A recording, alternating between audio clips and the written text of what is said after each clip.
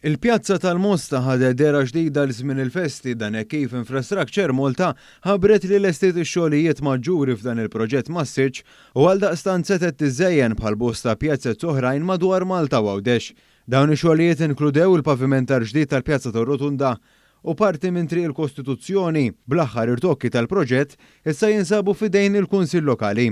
B'investiment aktar minn 4 miljun euro b'kollaborazzjoni mal-Awtorità Maltija għat-Turiżmu l-MTA u l-Awtorità tal-Ippjanar b'disin mill-Kunsill Lokali, il-proġett se jkun qed jara l-qalba tal-lokalità tiġi riġenerata l-ewwel darba wara ħafna żmien.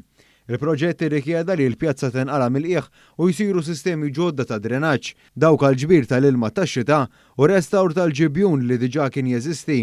Saru wkoll sistemi ġodda tal-ilma tax-xorb u tat-telekomunikazzjoni waqt li saħħet is-sistema tad-distribuzzjoni tal-elettriku. Saret sodda ġdida ta' triq li fuqha tpoġġa l-pavimentar magħmul mill-porfido u l-lava.